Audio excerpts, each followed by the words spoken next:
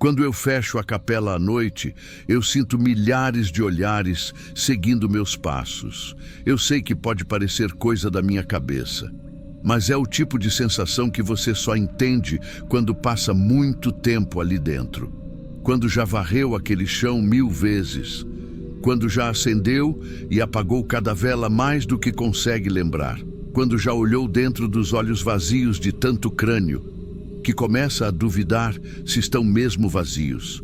Trabalho aqui no cemitério há mais de 20 anos. E nos últimos 9, sou o responsável por cuidar da Capela dos Ossos. Ela fica ali no fundo, quase encostada no muro da parte antiga, onde o mato cresce mais rápido que o tempo. A maioria das pessoas vem, tira uma foto da inscrição e vai embora. A famosa frase que está na entrada: "Nós ossos que aqui estamos, pelos vossos esperamos." Sempre tem alguém que ri, faz piada, mas eu nunca achei graça. Aquilo é sério. A primeira vez que entrei, ainda era novo no serviço. Foi com um coveiro mais antigo, seu Ademar. Ele que me ensinou onde podia pisar, onde não encostar e como apagar as velas certas primeiro. Parece besteira, mas ele dizia que se apagasse na ordem errada, o lugar respirava diferente. Eu ria na época.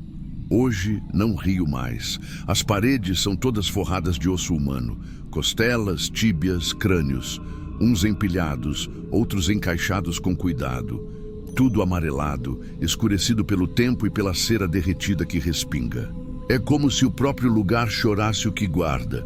Tem um cheiro de umidade antiga, sabe? Pedra molhada, vela gasta e, às vezes, um fundinho de coisa metálica. Como ferro velho. Mas não tem ferro ali, só os ossos, milhares, de gente que viveu, morreu e foi posta ali para que ninguém esquecesse o que a vida realmente é. A história oficial é simples. Lá no século XVI, os frades franciscanos viram os cemitérios da cidade ficando cheios demais. E como eram religiosos, resolveram dar um destino mais piedoso. Recolheram os restos de quase 5.000 pessoas e usaram na construção da capela.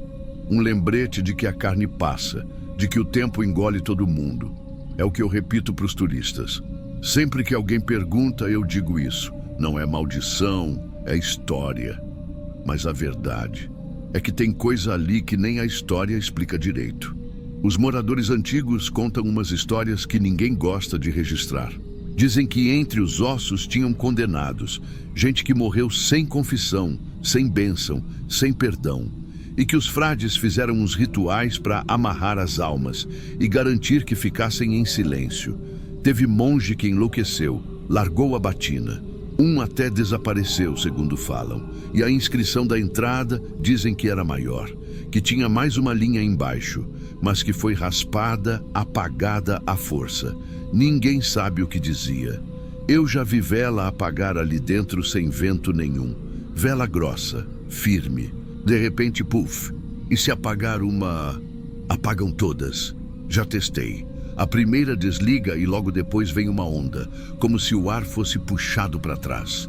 Tem também uma coisa que ninguém nota, mas eu reparei com o tempo. As vozes. As vozes dentro da capela não ecoam certo.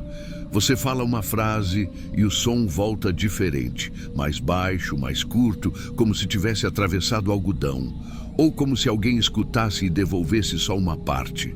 Outro dia, estava varrendo perto do altar e vi uma gota brilhando no crânio de cima, uma gota mesmo, como se fosse suor. Fui passar o dedo, sumiu, como se nem tivesse ali. É por isso que eu prefiro fechar a capela antes de escurecer, mas às vezes não dá. Naquela noite chuvosa, precisei ir lá dentro verificar um gotejamento perto da parede sul. Tinha me avisado de manhã, mas esqueci. Só fui lembrar depois das 7 e a água já devia estar escorrendo. Levei a lanterna. E o que eu vi? Eu ainda estou tentando entender. A tempestade estava feia. Vento empurrando as portas do cemitério, folhas batendo na janela da administração. O tipo de noite que até os gatos se escondem. Peguei a lanterna e fui. Quando abri a capela, senti o mesmo de sempre, mas mais forte. O ar ali dentro muda. Fica mais denso, mais pesado, mais frio. O barulho da chave girando no trinco parece bater em dobro, como se o som ecoasse por dentro de ossos, não pelas paredes, mas pelos ossos. Iluminei o canto da parede sul, onde me avisaram que estava infiltrando. Vi só umidade no chão, umas gotas escorrendo pela pedra. Fui chegando mais perto e a lanterna pegou bem num crânio que estava na altura dos meus olhos. Um crânio com uma rachadura. Até aí, normal, o tempo desgasta, mas essa era nova. A rachadura ainda tinha poeira solta, como se tivesse se aberto fazia pouco tempo. Tava fresca. E estranho dizer isso, mas parecia quente, como se tivesse acabado de acontecer. Quando aproximei a mão para ver, senti o cheiro de incenso, forte, antigo, igual aquele de igreja velha, sabe? Mas ali ninguém queimava incenso há anos. Dei 2 passos para trás. A lanterna começou a falhar, piscar. Uma vela no altar se apagou. Depois outra, depois todas, uma por uma. Igual sempre acontecia. Mas nunca tinha acontecido comigo ali dentro, sozinho. O breu foi completo. Só restava minha respiração. E foi aí que notei uma coisa esquisita. O som da minha respiração estava voltando para mim, mas não do jeito normal. Era como se o eco tivesse ritmo próprio, como se tivesse alguém respirando junto e respondendo. Dei mais um passo. A lanterna voltou a acender por segundos e nesse momento vi as sombras. As sombras das velas que já tinham apagado ainda estavam projetadas nas paredes, longas, em pé, paradas e todas voltadas para mim. Juro, não piscavam, não tremiam, como se o fogo continuasse aceso só ali nas silhuetas. Eu tremi, me virei rápido e fui em direção à porta. Mas antes de sair, meus olhos bateram na inscrição. Nós, ossos que aqui estamos, pelos vossos esperamos. Só que, dessa vez, tinha algo mais. A tinta da frase brilhava, como se tivesse sido pintada naquele instante, ainda molhada. E abaixo havia um risco escuro, como se alguém tivesse apagado outra linha, um pedaço faltando, rasurado com força, mas ainda ali, querendo reaparecer. A lanterna apagou de novo. E eu fui. Saí, tranquei a porta e senti um arrepio subir pela coluna. Não era frio. Era como se alguém tivesse soprando no meu pescoço. De perto, bem de perto. Fiquei parado por uns segundos com a chave ainda na mão, sem coragem de me virar. Só respirei fundo e fui andando devagar. Cada passo fazia o chão molhado do cemitério parecer mais fundo, como se eu afundasse em lama invisível. Na semana seguinte, voltei ao arquivo morto da prefeitura. Comecei a fuçar registros antigos da construção da capela. A maioria é repetida. Nome de frade, número de ossos, datas. Mas, num canto, encontrei um diário. Era de um dos monges. Ele falava de uma missa de selamento, que teve que ser interrompida porque, segundo ele, ouviu lamentos vindo debaixo da capela. Lamentos longos, como gente rezando de boca costurada. Ele dizia que alguns ossos não queriam estar ali, que não eram do mesmo tempo, que tinham sido postos depois da construção, numa porta lateral que hoje está lacrada com argamassa. A tal porta eu já vi. Fica atrás do altar, nunca dei atenção. Mas agora eu fico pensando se não devia. Não contei isso para ninguém. Se você visitar a capela, vai me ver lá do lado de fora, mexendo nas velas, ajeitando flores secas, limpando a entrada. Eu vou te dizer a mesma coisa que digo para todos. Não é maldição, é história. Mas no fundo, eu sei. Eu sei que tem coisa ali dentro que não tem nada a ver com tempo, nem com fé, nem com respeito. São ossos, sim, mas tem... Espera ali, esperando por algo, ou por alguém. E às vezes, quando a porta está trancada e tudo parece em silêncio, eu escuto, como se eles estivessem se levantando lá dentro, sem carne, sem barulho, só presença. Talvez a inscrição esteja certa. Talvez eles estejam esperando mesmo. mas não apenas pelos nossos.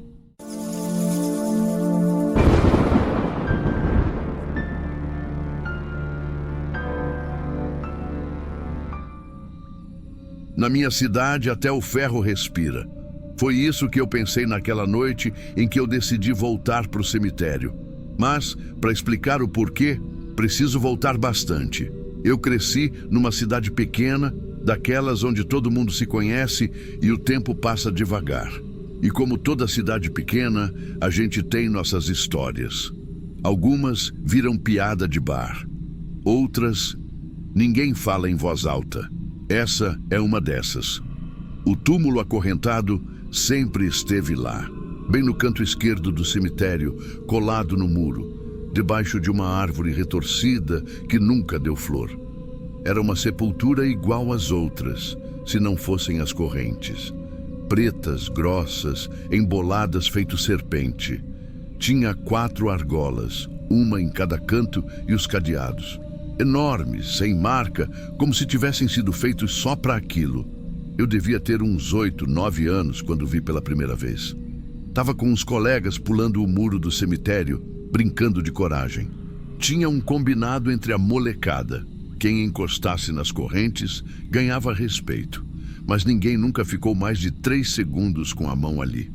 Eu lembro até hoje do Joãozinho, o mais valente do grupo. Encostou, ficou branco e saiu correndo sem dizer uma palavra. Nunca quis contar o que sentiu. Naquela época, a gente ouvia muito os adultos falarem coisas soltas. A dona Cotinha, vizinha da minha avó, fazia o sinal da cruz toda vez que passava perto do portão do cemitério. Tinha gente que mudava até de calçada. Os mais velhos diziam que aquilo ali era de uma mulher perigosa. Helena Duarte, era esse o nome. Nunca ouvi ninguém falar dela com certeza, só em pedaços de frases e cochichos. Uns falavam que era bruxa, outros que matou gente importante. Tinha até quem jurasse que ela ria nos velórios, mesmo quando era da família dela. Mas a prefeitura sempre dizia que era tudo bobagem. O padre falava que as correntes eram só reforço, que a sepultura tinha trincado uma vez e puseram aquilo para não ceder. Mas ninguém acreditava de verdade, nem ele, para falar a real. Nunca vi aquele padre entrar naquela parte do cemitério. Depois que cresci, saí da cidade, fui tentar vida fora. Nunca mais pensei nisso, até que, ano passado, tive que voltar para o enterro de um tio. A cidade estava igual, só mais parada. O mesmo silêncio esquisito nas ruas, o mesmo cheiro de café com chão molhado e o cemitério. Igualzinho também, só que uma coisa me chamou a atenção logo de cara.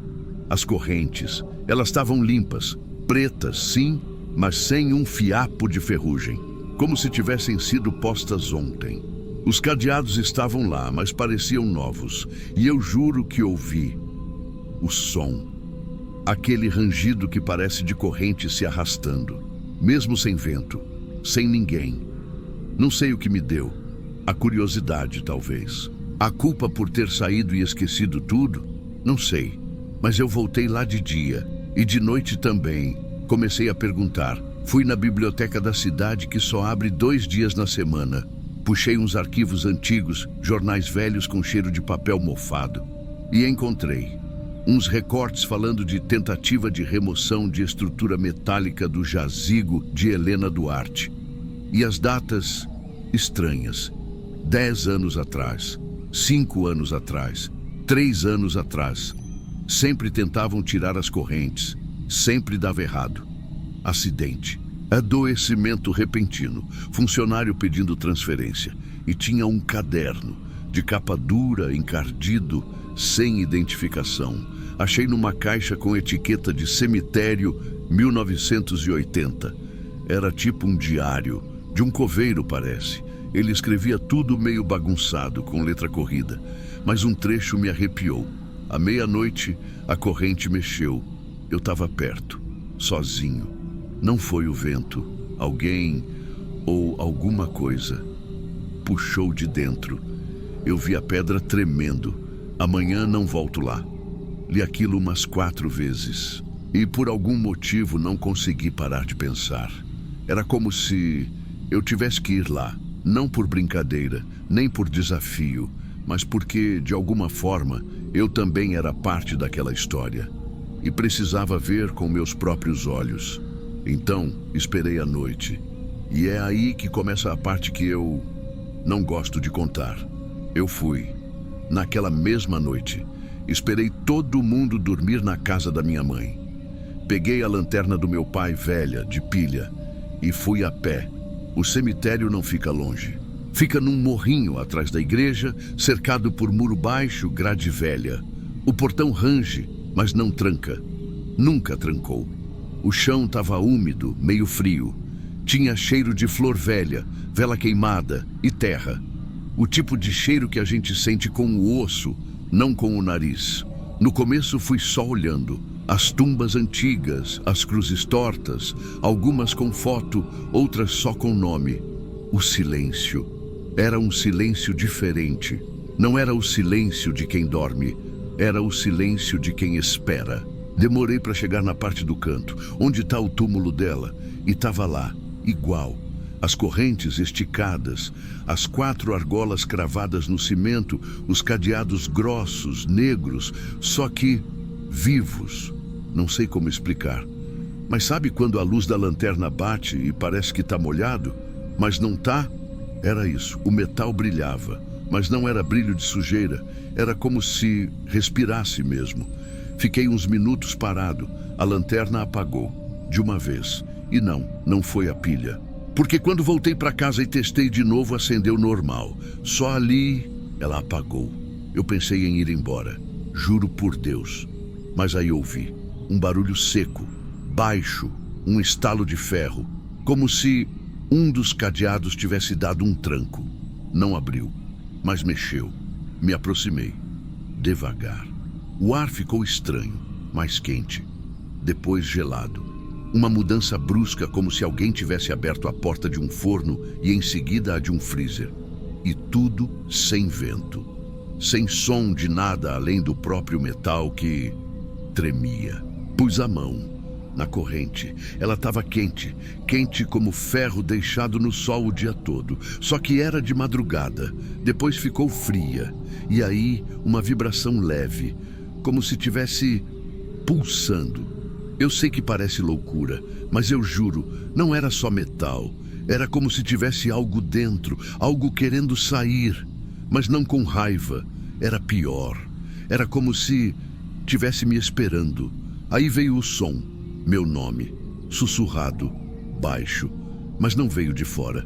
Veio de dentro do túmulo, como se a pedra falasse, como se tivesse uma boca lá dentro. E ela soubesse quem eu sou. Eu recuei, larguei tudo, saí andando rápido, tropeçando nos túmulos, batendo o joelho numa lápide e não olhei para trás. Não consegui. Tive medo do que podia estar me olhando. Cheguei em casa com a respiração cortada. A mão ardia, não de dor, mas de uma coisa que eu não sei explicar, como se tivesse ficado marcada, mesmo sem marca nenhuma. No dia seguinte, fui lá de novo, de dia. As correntes iguais, cadeados enferrujados, nenhum sinal de ter sido tocado, nenhuma marca no chão, nem mesmo sinal de que alguém tinha passado por ali. Mas eu sabia, eu sei. Aquilo me chamou e eu atendi. Não contei para ninguém, nem para minha mãe, nem para os meus irmãos, porque é assim que funciona nessa cidade. A gente sente, a gente sabe, mas ninguém fala. E talvez seja isso que mantém tudo no lugar. Desde então, nunca mais toquei ali. Mas toda vez que passo pela rua do cemitério, eu escuto. Não é todo dia. Mas às vezes, quando o vento para de repente e o ar fica quente por um segundo, dá para ouvir um rangido metálico, lento, profundo, como se as correntes respirassem. E de vez em quando, parece que elas sussurram de novo. Meu nome. Mas agora, eu finjo que não ouço. Talvez a cidade precise mesmo que as correntes fiquem onde estão. E eu também.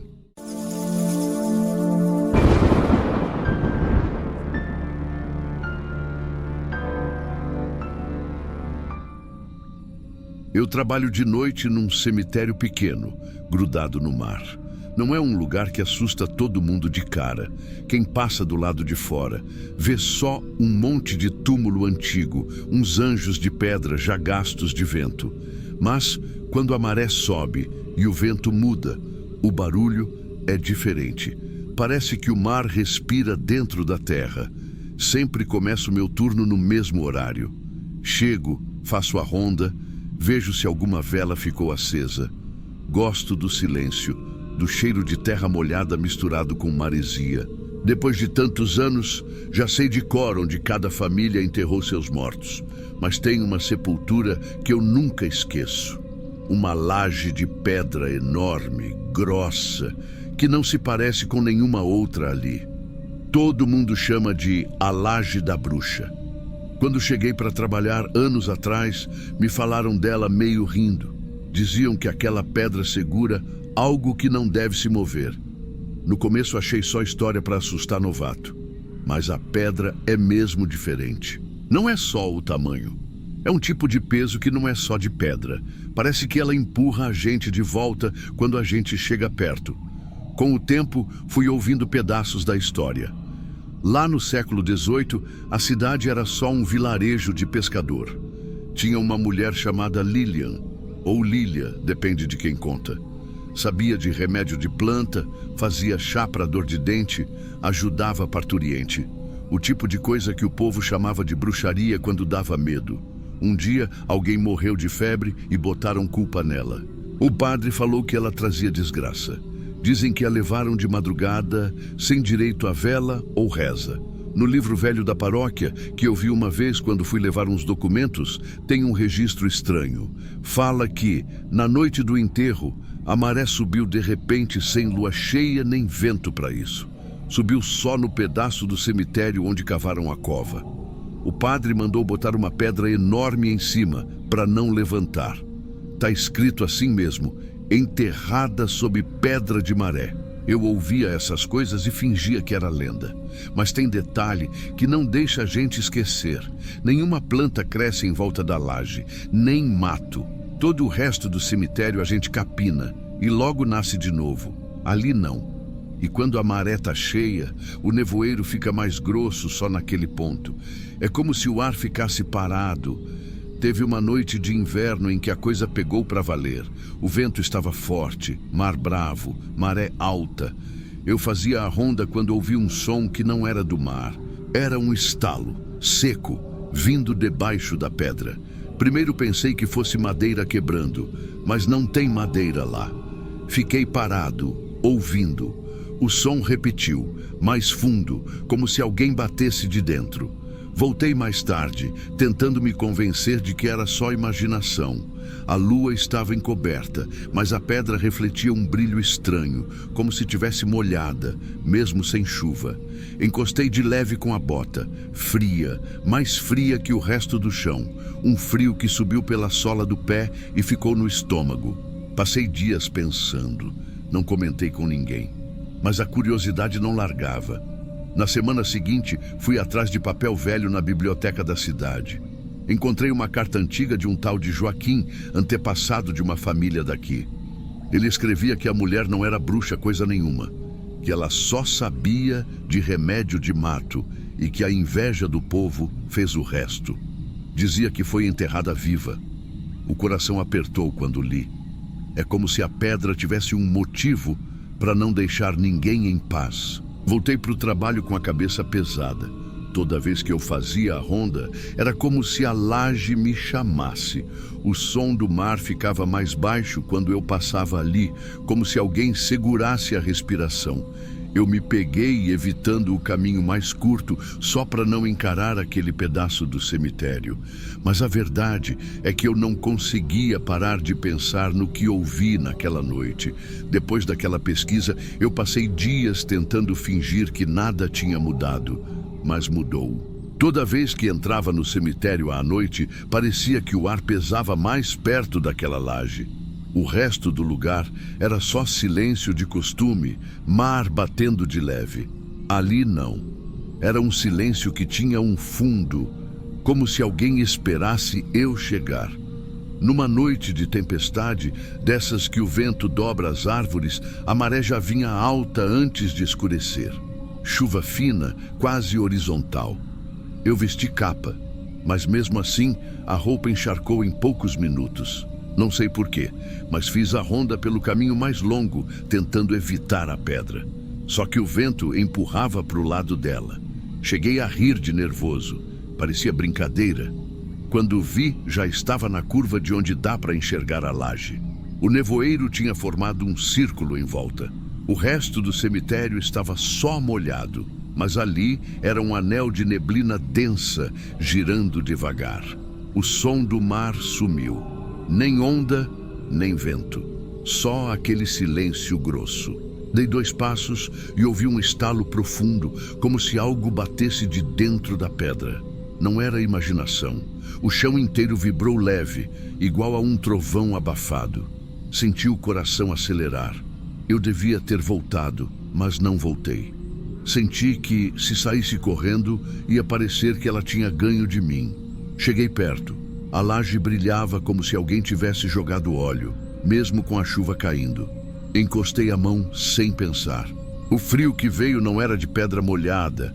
Era um frio que subiu pelo braço inteiro, gelou a nuca. Por um segundo, fiquei tonto, como se o mundo tivesse encolhido. Foi aí que ouvi um sussurro bem perto da orelha, baixo, quase engolido pelo vento. Meu nome.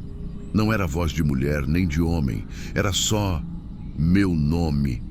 Baixinho, arrastado, como se viesse debaixo da pedra.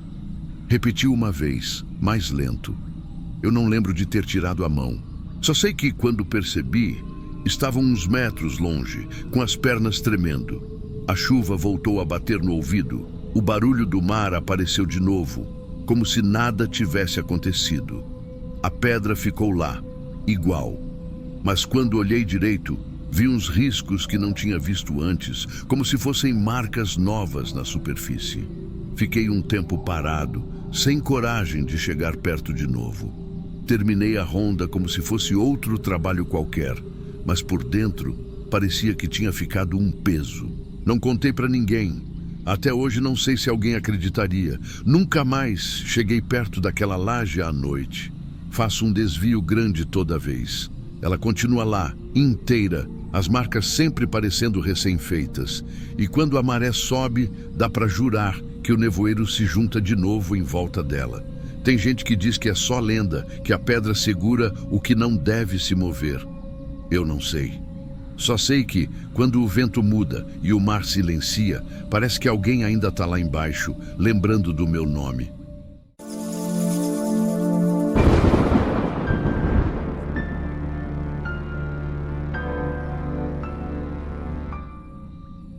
Eu sempre digo, quem trabalha com cemitério aprende a respeitar o silêncio.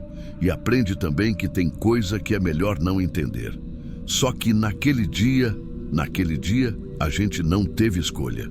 Era uma terça-feira qualquer, dia nublado, nem quente nem frio. Agenda cheia de exumação, rotina. Quando chega o prazo, a gente retira os restos para liberar espaço para os que estão chegando. É assim que funciona. Normal. 7 da manhã já estava com a equipe lá embaixo, nas catacumbas antigas. Aqueles corredores de pedra, úmidos, com goteira no teto, cheiro de terra fria e madeira molhada. A gente bota a máscara, a luva, pega a ferramenta, confere o número do jazigo, tudo no protocolo. A gente espera ossos quebradiços e pó.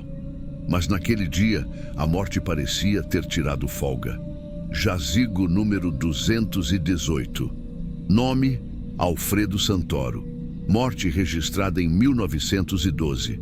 Comerciante local conhecido na época. Certidão simples. Infecção pulmonar. Nada de embalsamamento, nada fora do comum. O túmulo dele era de tijolo, com placa antiga e uma flor de ferro enferrujada.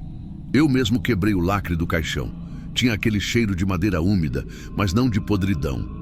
E aí, quando levantei a tampa, primeiro achei que era outro corpo, que alguém tinha trocado os registros, porque estava inteiro, o corpo inteiro. A pele ainda tinha cor, não parecia couro ressecado. estava lisa. O bigode estava penteado, como se alguém tivesse ajeitado antes de deitar ele ali. As roupas limpas, sem traça, sem bolor, os botões brilhando, até os cílios estavam no lugar. E o rosto dele parecia descansando. Sabe quando a pessoa está dormindo depois de um dia cansativo? Era isso. Eu paralisei. Só olhei. A lanterna tremia na minha mão. O ajudante mais novo ficou branco. Saiu correndo.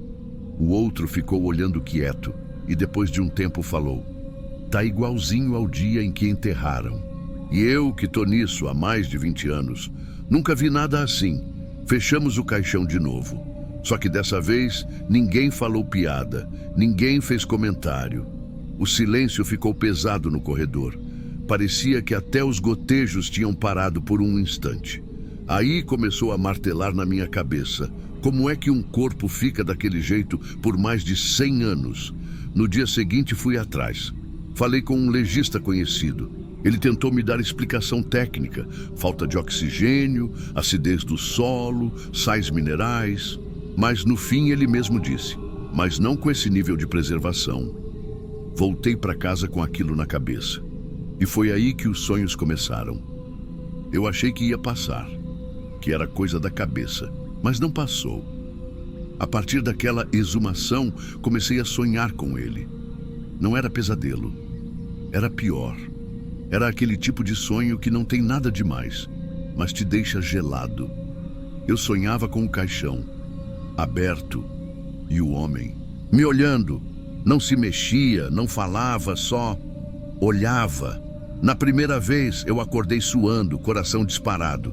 Na segunda achei coincidência. Na terceira eu comecei a evitar passar perto da sala de guarda onde o corpo estava, esperando o novo enterro. Mas aí teve uma noite que eu fiquei de plantão. O vigia faltou e eu fui no lugar dele. Tava tudo quieto. Madrugada. Eu fazia ronda, normal, só para garantir que ninguém invadia. Mas quando passei perto da sala onde estavam os caixões prontos para reinhumação, ouvi um barulho. Um estalo, baixo, de madeira. Pensei que fosse o forro, ou coisa da estrutura. Mas o som vinha de dentro da sala. Fiquei parado na porta por uns segundos. Não sei porquê, mas eu abri. A sala estava escura, só tinha minha lanterna tremendo. Os caixões estavam lá, todos fechados, menos um. O dele estava entreaberto. Eu juro por tudo que lacrei aquele caixão com prego e fita grossa. Fui eu mesmo, eu lembro. Mas ali estava com a tampa solta, não aberta de vez, só deslocada. Como se alguém tivesse tentado sair e parado no meio. Meu corpo gelou. A lanterna tremia na minha mão. Eu me aproximei, devagar, quase sem pisar. Quando a luz bateu direto no rosto dele, foi aí que aconteceu. O brilho nos olhos não era forte, não era uma coisa viva, mas era umidade, talvez, reflexo, mas parecia consciente. Fiquei ali, parado, olhando, tentando entender. Ele ainda estava com o mesmo rosto, a mesma pele, o mesmo bigode. Mas agora os olhos pareciam mais molhados. E aí me veio um pensamento que eu nunca mais consegui tirar da cabeça. E se ele não quis apodrecer? E se ele só estava esperando? Na manhã seguinte enterramos de novo. Cerimônia rápida, sem família. Só a equipe. Ninguém comentou nada. Eu não contei para ninguém o que vi naquela madrugada, até agora. Mas desde então, toda vez que faço uma exumação, eu peço licença. Baixo a cabeça e falo baixinho, só para mim. "Desculpa, seu Alfredo, não era minha intenção." Eu sei que parece bobagem, mas tem coisa que não se mexe. Tem corpo que não aceita ser tocado. Tem gente que desafia o tempo porque talvez ainda não terminou o que tinha que fazer. Ou talvez só não aceitou a ideia de ir embora. Talvez a morte tenha várias formas de espera. E talvez algumas pessoas saibam disso melhor que nós.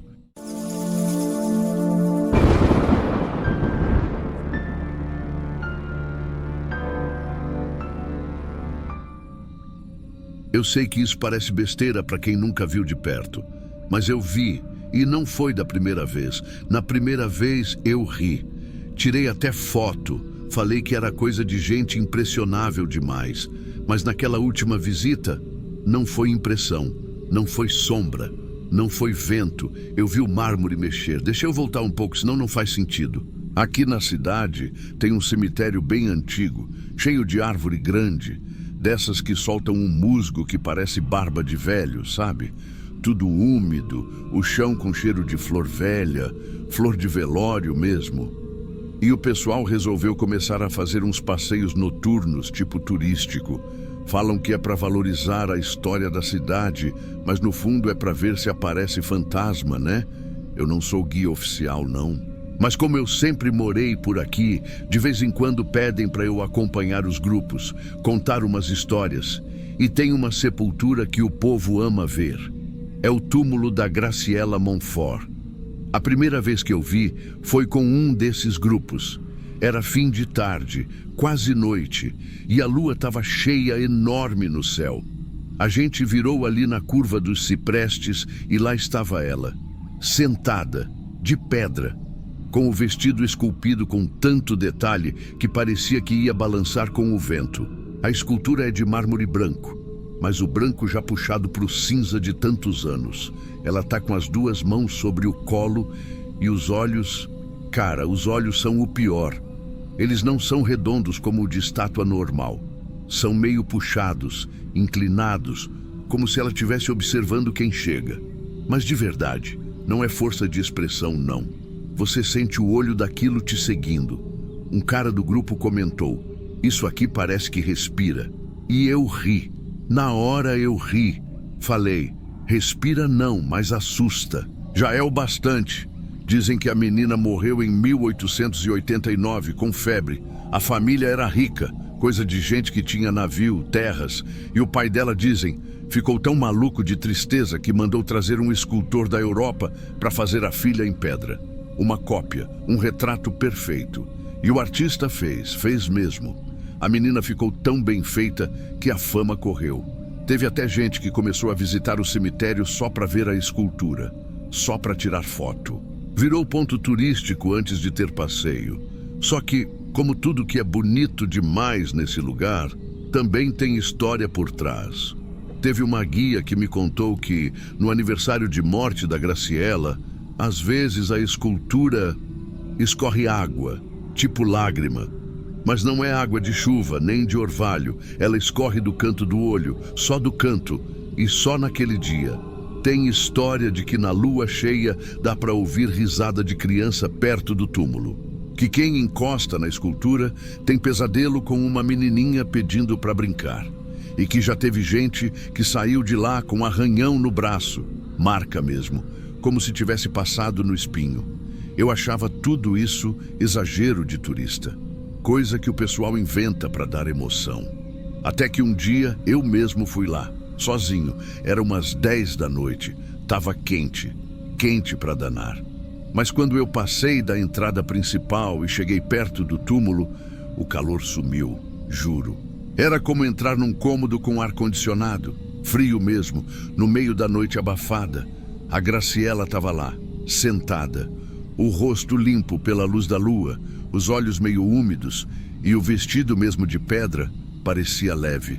Eu andei devagar até o túmulo, passei a mão na beirada da lápide e encostei na mão dela. Foi aí que, sei lá, eu senti uma coisa, um formigamento no dedo, como se tivesse corrente passando. Não era choque, era um leve pulsar, como se a pedra tivesse pulso. Na hora eu puxei a mão, dei 2 passos para trás e fiquei ali olhando, a escultura parada, sem piscar, mas com a sombra dos cílios mais baixa. Eu pensei, tô ficando doido. Voltei para casa, mas a cabeça ficou pesada. Naquela noite sonhei com a menina. Não dava para ver o rosto direito, mas era uma criança. Ela me chamava para brincar de esconde-esconde. Só que toda vez que eu a achava, ela estava de pedra. Nos dias seguintes eu tentei esquecer. Fui levando. Até que um tempo depois, resolvi ir mais fundo. Fui atrás de umas matérias antigas no arquivo da cidade e descobri que o escultor que fez a estátua morreu uma semana depois de terminar a obra. Ninguém sabe como. Não teve velório, só acharam o corpo no quarto do hotel, com os olhos abertos e as mãos viradas para cima, como se estivesse entregando alguma coisa. Achei também umas cartas antigas do pai da Graciela. Cartas pessoais, doidas. Ele falava de sonhos, sonhava que a filha chorava dentro da escultura, que pedia para ele não deixá-la dormir, que queria ficar acordada, que sentia frio. É aí que começa a bater um negócio ruim, tipo arrependimento, medo. E foi por isso que eu fui lá de novo, dessa vez com lanterna, câmera e tudo. Não ia sair de lá sem provar que não tinha nada demais, que era só uma estátua bonita num túmulo velho. Mas, claro, não foi assim que terminou. Eu fui sozinho, de novo. Era perto da meia-noite. Não tinha lua dessa vez, só a lanterna na minha mão e aquele vento que nem parece vento. Só um empurrão frio nas costas. O cemitério estava mais escuro do que eu lembrava, mais silencioso também.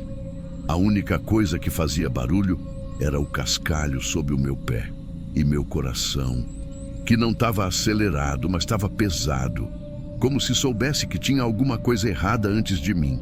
A escultura estava lá, mesma posição, mesmo olhar. Eu apontei a lanterna direto no rosto dela. E juro, parecia que os olhos estavam mais fundos, mais úmidos. A luz tremia um pouco, mas isso era da minha mão. Cheguei perto, respirei fundo, levantei a câmera, foquei e travou.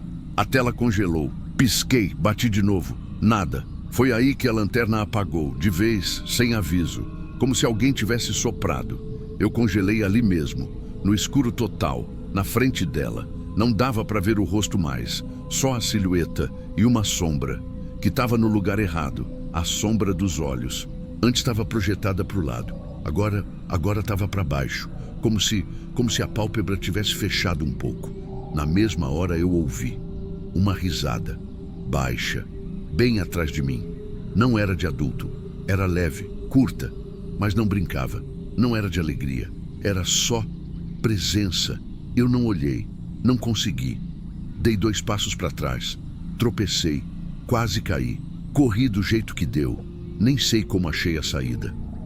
Quando cheguei em casa, tremendo, a câmera voltou a funcionar. As fotos estavam lá, todas, bem enquadradas.